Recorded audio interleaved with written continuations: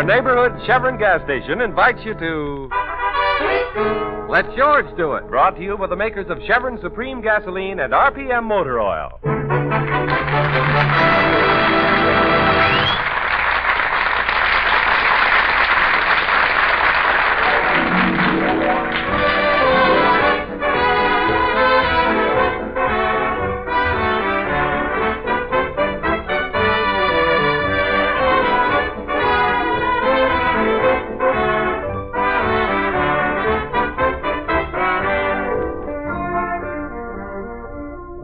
Have a crime that needs solving? Have a dog that needs walking?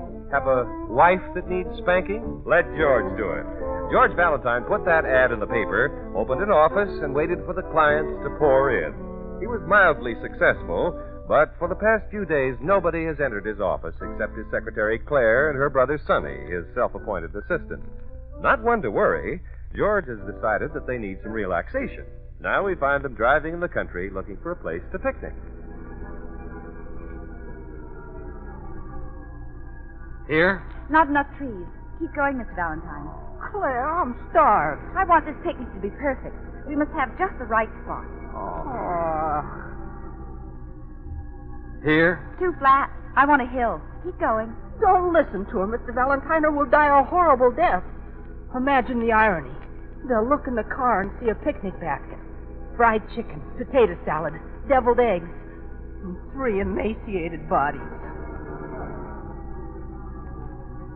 How about here? There's no stream of water. Keep going. Oh, Mr. Valentine, I'm in agony.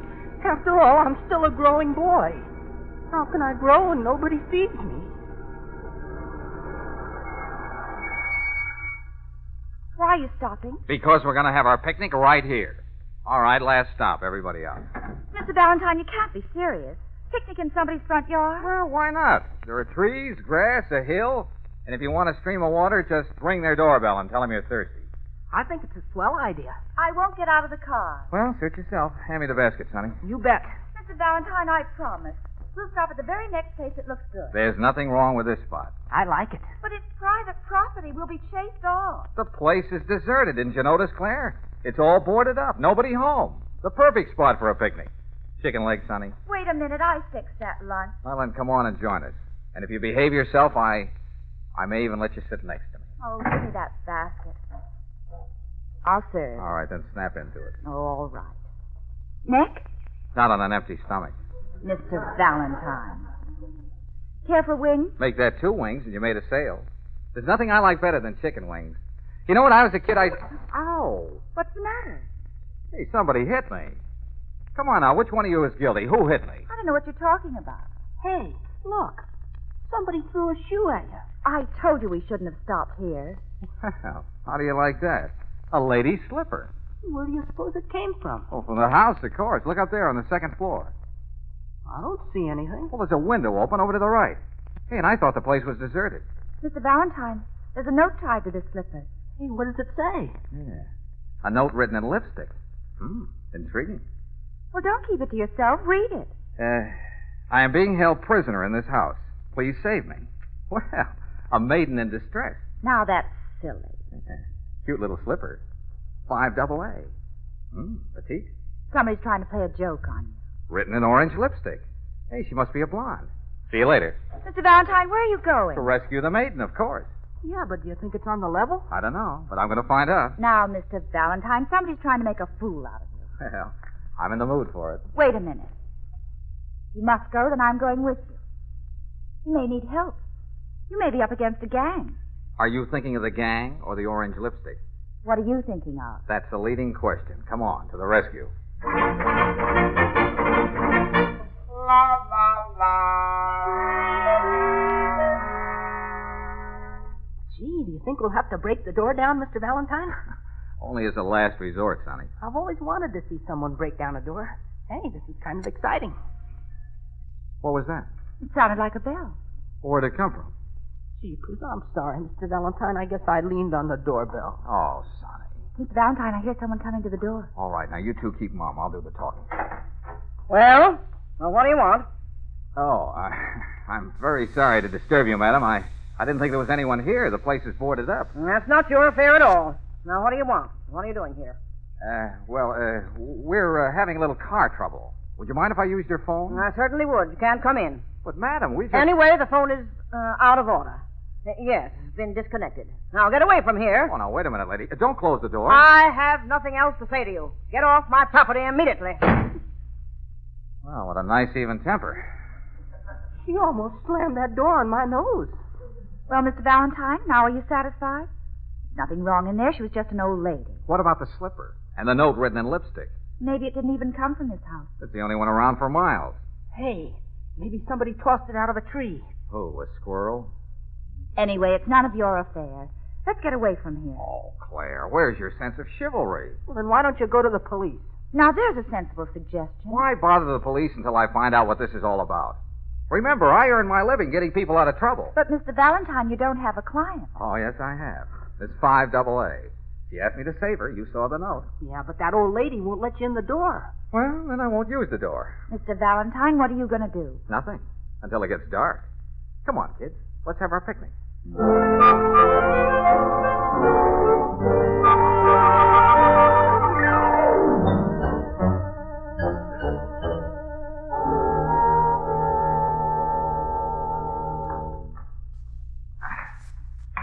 Now, be careful. Yep. Quiet. I'm all right. Yeah, but do you think the trellis will hold you? You're full of chicken. Gotta hold me. Climbing up a trellis at your age. Very romantic. I feel like a cross between Romeo and Robin Hood. Mr. Valentine! Just a little slippery. How do you know you can get in that window? Oh, I'll get in. I used to be a vacuum cleaner salesman. What are we supposed to do while you're selling a vacuum cleaner? Just stay there.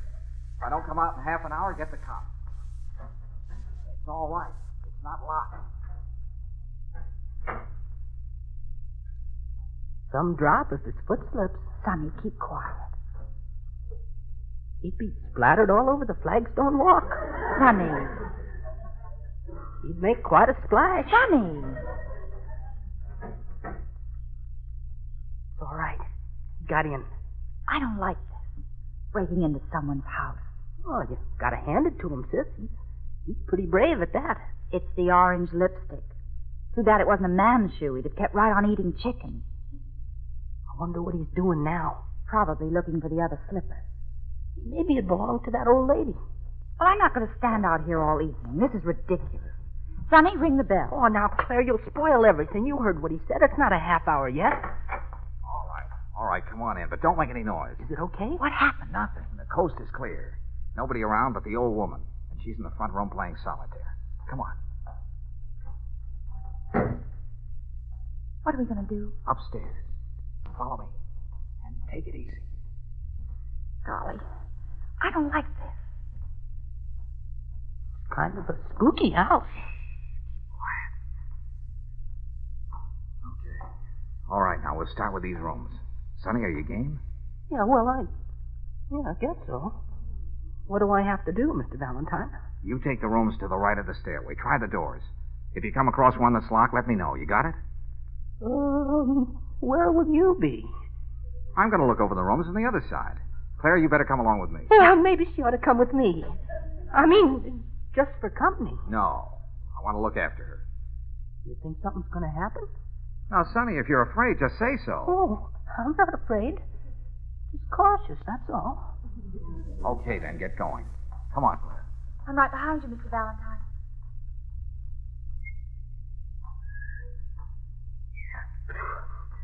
Oh, I wish I could whistle. Well, here's the door. Go on, Sonny, open it. Just put your hand on the knob and turn it. Oh, it would be a squeaky door.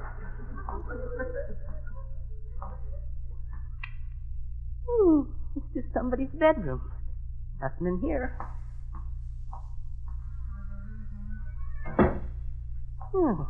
Let's take another door. This is pretty easy. Well, go ahead, Sonny. Open it. It's locked. Well, there's a key in the door. Darn it. Come on, Sonny. Unlock it. Be brave.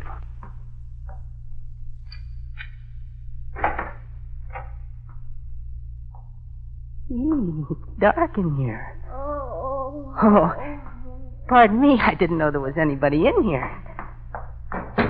Gee, for a minute I thought there was somebody in there. I'm getting out of here. Mr. Valentine. Mr. Valentine. Keep quiet and come in. Close that door. Ooh. What's the matter with you, Sonny? What happened? Oh, nothing much. I just heard somebody moaning, that's all. Moaning? Who was it? Did you see anybody? I didn't wait to investigate. Oh, all right. Stay here with Claire. I'll have a look around. Oh, I'm going with you. Now, Claire, you might get in my way. You'll be safe here. Just... Mr. Valentine. The light. Oh, it's all right. The lights went off, that's all. Now, don't get excited. But it's so dark. Well, somebody's having fun with a switch. Do you think the lights went out all over the house? I don't know, maybe. Come on, we're getting out of here. Darn it. What's the matter? The door's locked. But it can't be. I just walked in. Well, somebody must have been following you and locked the door after you. You mean somebody's been watching us all this time? Yeah, it looks that way. And they've locked us in the room. Oh, what'll they do to us? Now, Claire, remember, you're not the hysterical type. Oh, I'll try to remember. Good girl. Say, what size shoe do you wear? Maybe you can throw it out the window. Mr. Valentine, I'm not really frightened. Would you mind just sort of holding it Oh, a pleasure. Where are you? here? And I'm here. Do I have to hold your hand, too? Say, there must be another way out of this room. Got any matches? I never use them. No, and I left my lighter in the car. There isn't any other way out. How do you know, Sonny? I didn't say anything. Claire, is your voice changing? I didn't say anything. Well, then who said that? Where'd that voice come from? Don't waste time trying to find me, because I'm not in the room with you. In 5 minutes, the lights will go on. The door will be unlocked. You'd better get out of here if you want to stay healthy. Jeepers. You've got just 5 minutes to think it over. That's all. Mr. Valentine, we're going to do just what that voice said. Mr. Valentine, did you hear me? I think we better, Mr. Valentine. It sounded like it meant it. Mr. Valentine. And what about Miss 5AA? And the moaning you heard? Well, you can report that to the police. When it's too late to do anything? After all, it's not our affair, Mr. Valentine. She really isn't our client. Well, what's that got to do with it? You'd risk our lives just because of a slipper and an orange lipstick? Okay, maybe you're right, Claire. Of course I'm right. Sure she is. Okay. Claire, you and Sonny get out of the car. Better drive straight to the police. What about you? I'll stay here and look around a bit. I see. Sonny, Yes, sis? you go down to the car. Better drive straight to the police. Claire, what about you? I'll help Mr. Valentine. Look around a bit. Oh. Well, I guess the car will be safe enough just where it is. But Sonny. I'll help you help Mr. Valentine. Look around a bit.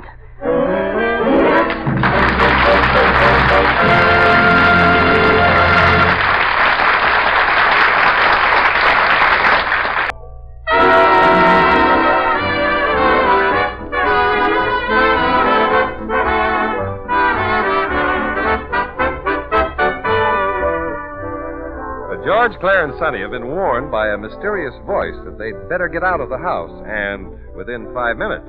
Now the time is up, and George is just reaching for the doorknob. Yep, it's unlocked, all right. Come on. I want it to look as if we're leaving the house. So, Claire, you and Sonny start to walk down the stairs. But slowly, understand? And what will you do? I want to check up on that moaning. Now, Sonny, point out that room to me. It's right over there, Mr. Valentine, the one next to the top of the stairs. Good. All right, start going down. But slowly. Wish I'd never thought of a picnic. Oh, don't worry, sis. I'll look after you. Hey, wait for me. Not so fast. Why couldn't I have suggested a movie? Or even bowling? Slower, sis. Oh, I wish he'd come downstairs with us instead of poking around up there. He doesn't know how many people he makes. That came from downstairs. Claire, are you all right? It wasn't Claire. It was someone downstairs. Let me go ahead. Sonny, stay with her. Okay. The living room's over this way. Please, Mr. Valentine, be careful. Now, where's that Red King buried? Suffering cat. She's still playing solitaire. She acts as if nothing happened. Yeah, well, it may be a stall. Sorry to interrupt you, madam, but the game is up. I guess you're right. I can't win without the Red King. It's you! What are you doing in this house? I told you the phone is disconnected. Look, what do you say we stop pretending? Who screamed? Screamed? Oh, you mean the radio. I was listening to a program, but it frightened me, so I turned it off. After who locked the door on us, Mr. Valentine? Yes. And what about that voice? Look, lady, I'll admit we have no business here, but that's not important now. Someone locked us in a room. Then we heard a voice. It seemed to come over a loudspeaker. I'm sure I don't know what in the world you're... Oh, Roland, of course. That boy will be the death of me. Boy? Did you say boy? I never should have given him that detective set. Roland! Roland! Come downstairs, you naughty boy. Now, wait a minute. I don't get this. It's my grandson. He fancies himself an amateur detective. He has this whole house rigged up with microphones and speakers and, well, always playing tricks on me. Roland! I was just going to bed, Grandmother, honest. Now you go upstairs this minute and go right straight to bed, understand? No mortgage tricks. Huh, the very idea. I'll be good, Grandmother, I promise. Good night. Do you mean to tell me that kid... He's your maiden in distress, Mr. Valentine. Yeah, he really had you going, huh? Okay, the joke's on me. I'm very sorry, madam.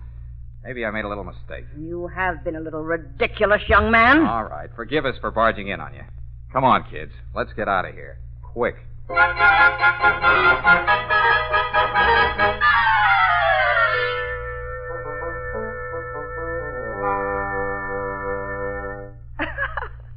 And to think you even climbed a trellis to rescue her. All right. Go ahead. Have your fun.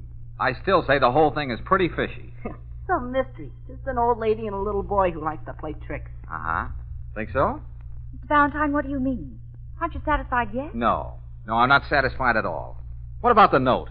It was feminine handwriting, I'd swear to that. Maybe the note came with his detective set. Uh-huh. I wonder if his detective set included a big black cigar. Cigar? Sure. Didn't you notice it on the ashtray in the living room? Well, there's no accounting for some people. Maybe it belonged to the old woman. She didn't look the type. And why are they living in a house that's boarded up? What do you say we talk about it on the way home? Oh, no, Claire. I have a better idea. Suppose you two wait in the car for me. Oh, Mr. Valentine, you're not going back in that house again. This time I'm going around the back way and have a look. Then I'm going with you. Well, here we go again. Count me in, too. Okay, but you got to be quiet. I hope no one sees us. It would be a moonlit night. The moonlight is very becoming to you, Claire. On you, it looks nice. Hey, this is no time for that kind of stuff. Always in there pitching, though. Hey, careful now. Stay behind this tree. The light coming from somewhere. Yeah, the kitchen. Hey, there's someone in there, Mr. Valentine. Uh-huh, I see him. Well, it's the boy detective, Roland. Hey, look at him. My, what a sweet, innocent little child. Smoking a cigar. How awful. Doesn't he know that'll stunt his growth? Not his, Sonny. He'll never grow any taller. Do you mean Mr. Valentine, he's a midget. A midget? Of course, I knew it all along. He turned out the light. He's going in the other room. Come on, let's see about this window. Hey, we're in luck. It's not locked. Mr. Valentine, are you sure you want to go in there? Of course, can't give up now. What do you think you'll accomplish? I'm surprised at you, Claire. Don't you remember your fairy stories? Here's the slipper. I'm Prince Charming. So, gotta find Cinderella.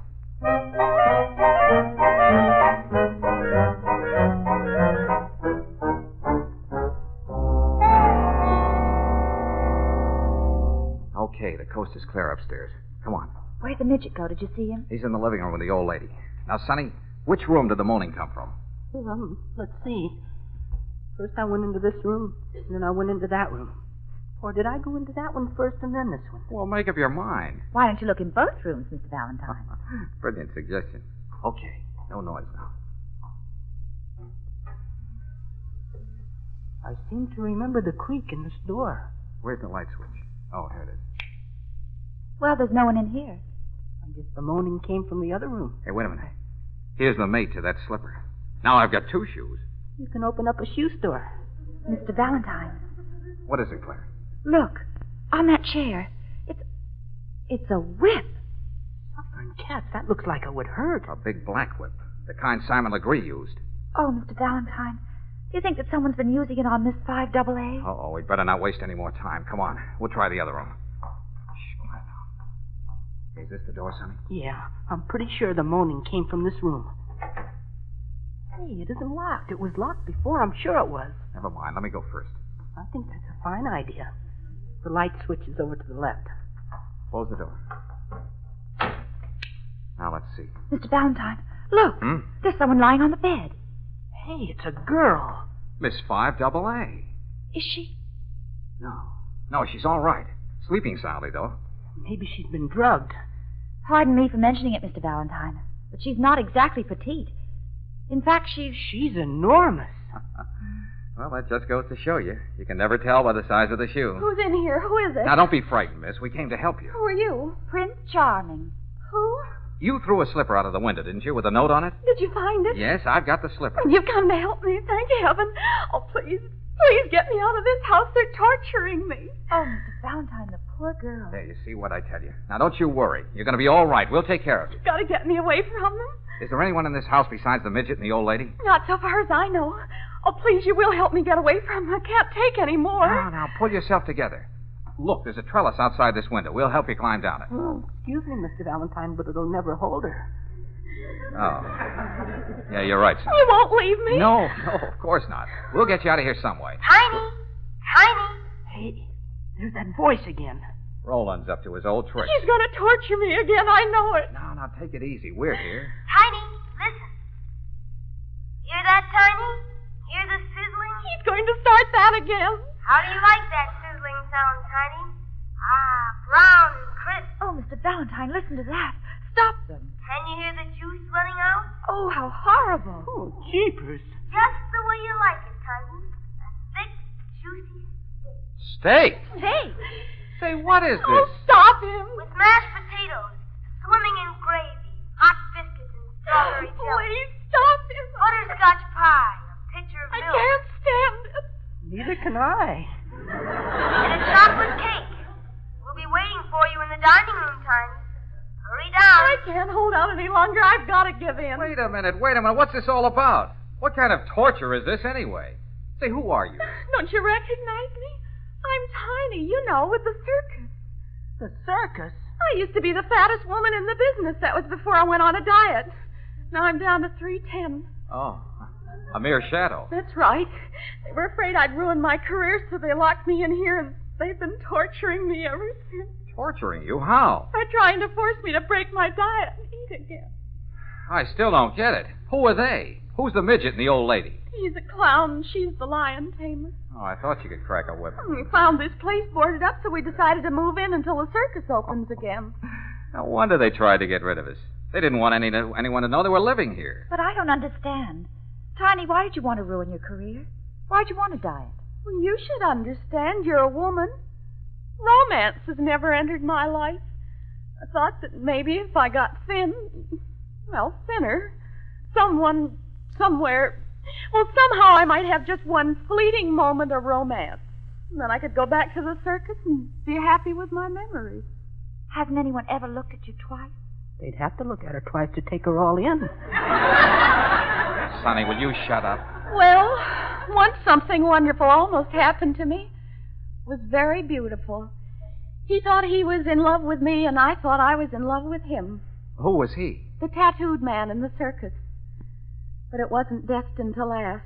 Oh, why not? Well, you see, he said that when he fell in love, he was going to have the girl of his dreams tattooed on his chest. Yes? His chest wasn't big enough. Oh, Tiny. That was my only experience with romance. Oh, well, I wouldn't exactly say that, Tiny. I know a man who risked his life for you. You're joking. Joking? Listen, I climbed a trellis and almost broke my neck. I was locked in a room. I was threatened. But I stayed anyway, just to bring you your slipper. Why were you so anxious to bring it to me? Well, because it's the most beautiful slipper I ever saw. You have very dainty feet, Tiny. Dainty feet? Well, that's the nicest thing anyone's ever said to me. It's something I can treasure all my life. Well, then, there's your memory. Yes. Whenever I'm unhappy, I'll think of what you said. Dainty feet. Now can you go back to your career? Of course, I can start eating again. For one little moment, romance entered into my life. I'll never forget you. Oh, that's all right. Oh, my Prince Charming. Oh, now, wait a minute. I've got to reward Hey, you. watch out. Don't be shy. Ouch. My Prince Charming. Claire, help!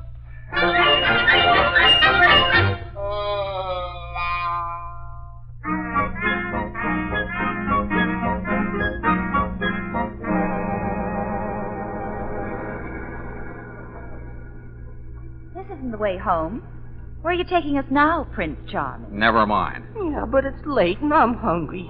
Jeepers, did you hear that menu? Steak, mashed potatoes. Hey, are you going to a restaurant? I'm going to a doctor. I better have him look me over. She must have cracked all my ribs. And my Adam's apple doesn't go up and down like it should. What does it matter? Just so it had a happy ending. Just like the storybook.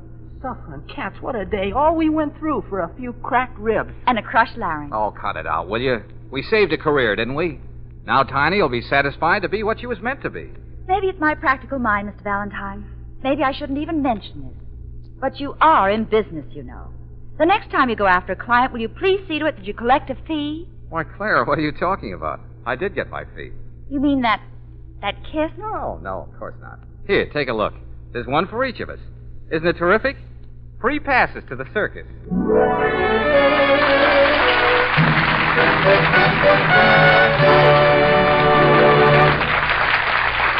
George will be back in a moment.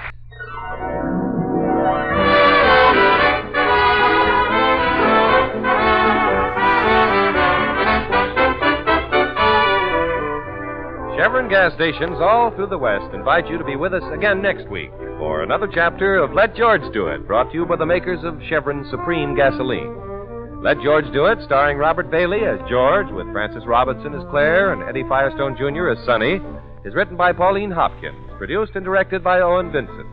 Others in the cast were Martha Wentworth as Susan, Tommy Bernard as Roland, and Monty Margetts as Tiny. The music was composed and conducted by Charles Dant. Your announcer, John Heaston. Listen again next week, same time, same station, to Let George Do It.